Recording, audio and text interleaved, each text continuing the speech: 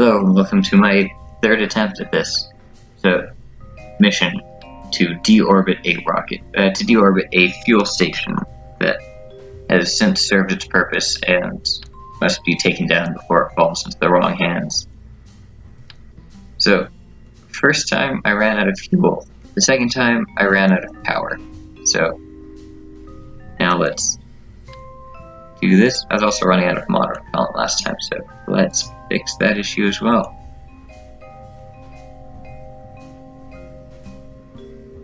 I don't need 6 keys. 4 will suffice. There we go.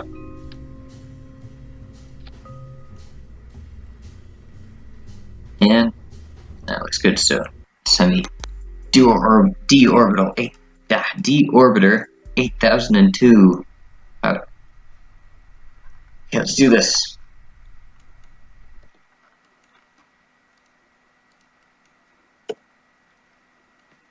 So let's find a good time. Very nervous when time accelerating because I often have stuff overshoot me. Here we go. Let's go to about there. Let's do it. Okay. And something that I notice is if I'm interpreting the nav ball correctly, and I don't really have any experience with nav ball outside of Kerbal Space Program. Like, if that's north, then I'm heading this way, which is west, and that's the way that sunrise on the west, which I believe is by definition incorrect, because isn't north defined by the right-hand rule? I mainly learned that from one of the Foundation sequels, like after the trilogy. There's Foundation and Earth, and I don't know if you know the Foundation series by Isaac Asimov, then this probably makes some sense to you, but yeah. Otherwise, I do recommend the trilogy, because the trilogy is actually very good. There's some set of people declared it the best sci-fi series ever, which I don't know, seems like a pretty hard thing to award to anything. I don't know if they saw themselves fit to do that, then I'm not exactly going to disagree, because it is pretty great. But the sequels, on the other hand, I did not care for. That maneuver here. Like the sequels past the trilogy. The whole trilogy I enjoyed a lot. In fact, I just started rereading it. And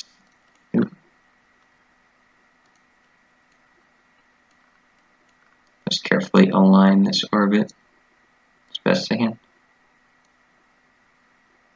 fact, if I can get, I think I'll be going for that right there.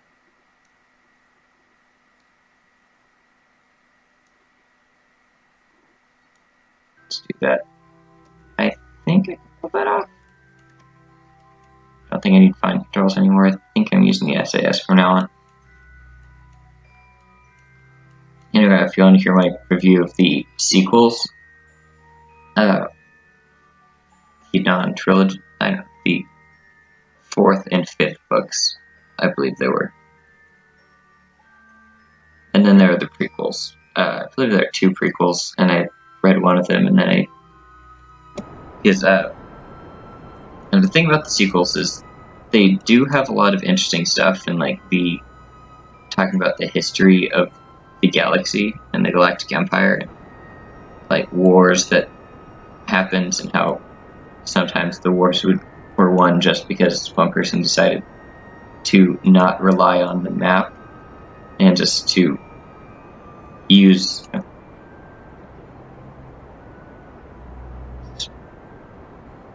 retrograde by target. Okay. But yeah, so it had a lot of interesting stuff there, but then it had some other stuff that really felt out of place. As and the thing that comes to mind frequently is this one part where so I get spoilers if you haven't read the second one. There's this character called Mule that had this ability for emotional control that he then used to try to take over the galaxy. And spoilers, it doesn't quite work. But the reason I bring that up is because there turn out to be more like him, but they're good guys because they're with Gaia that's like Earth, but not. Not like Earth. In fact, just that whole thing about being like Earth. Yeah, just not like Earth, but they call it Gaia for a reason. But they have this ability for motion control, and that's all fine and good, except for this one part where the characters are going to get arrested. So one of the characters, one of the Gaians, uses her power to be like make this person not arrest them, and she ends up influencing to some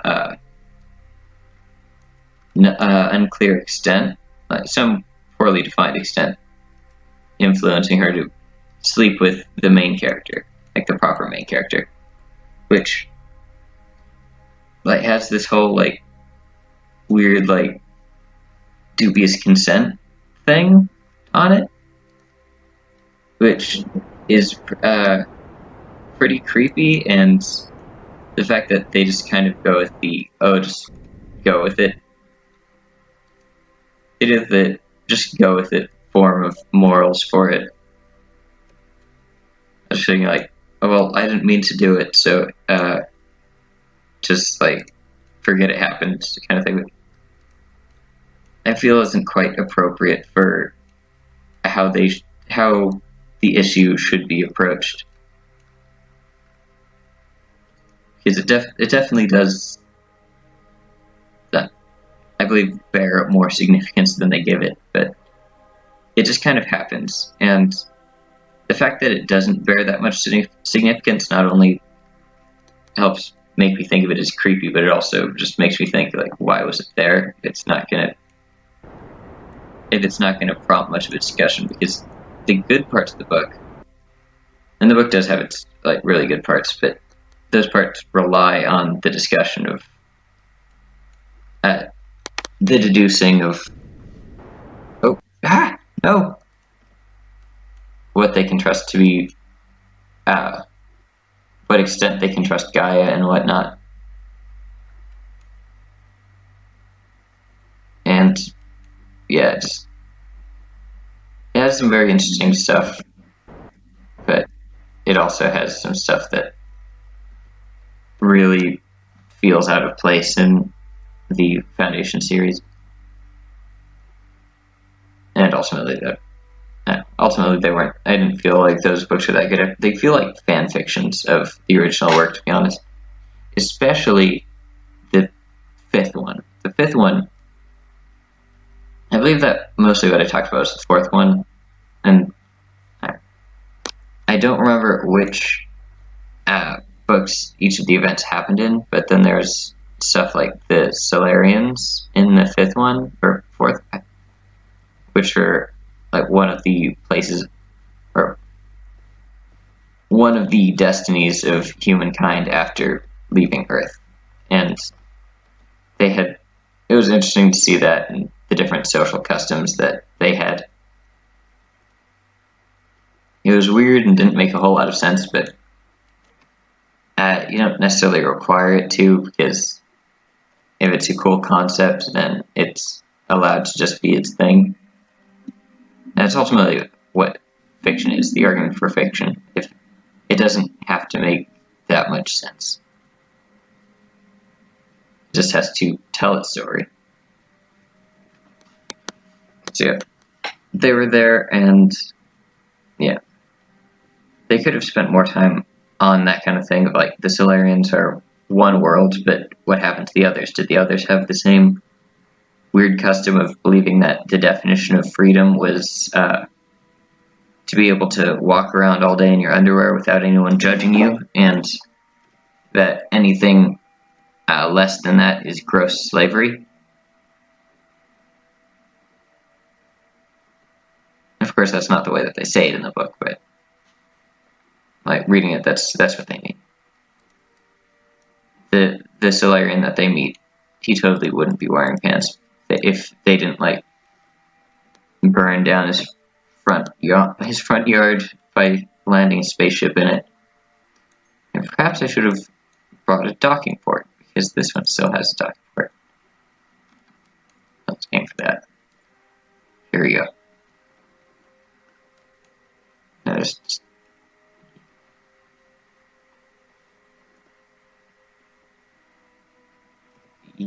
eat.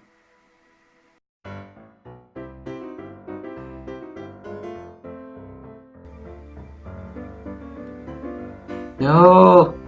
Grab it! You've had dozens of opportunities to grab this thing. I can't see. Oh, crap. Oh, that's great. Brand. Are you out? Yeah, you're out of electric charge, so I have to wait until day. Here we go. And just touch it. You gonna grab? Grab it. Can I please target center of mass? Here you go.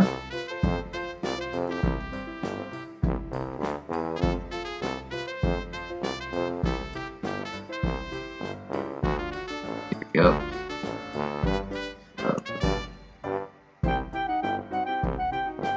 Grab it, grab it, grab it, grab it! It's right there.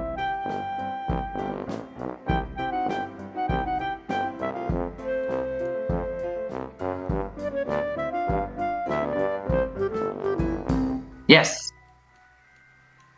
We've done it. Subtract the solar panels and deorbit this thing and see how much of it can bring back.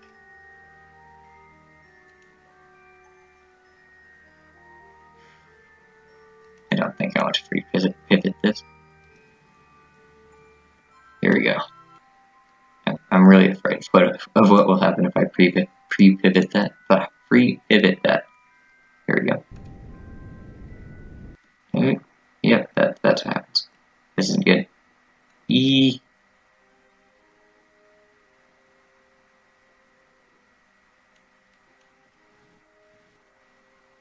And I can't even target it. Oh! Okay then.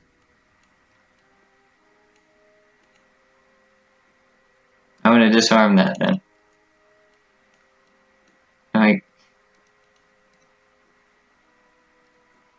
Well, new mission, get back home. We've successfully gotten rid of the fuel port, so that's not gonna be an issue. Have we? Oh, no. The probe's still out there, but no one can. Maybe I'll deal with that later. Oh dear, I did not expect that. Okay. The SAS and RCS systems at this point are no longer needed. I think I'm going to have to send another mission after them, but that's the end of this video. Thanks for watching, and join me next time to see me actually rescue these poor astronauts. Bye.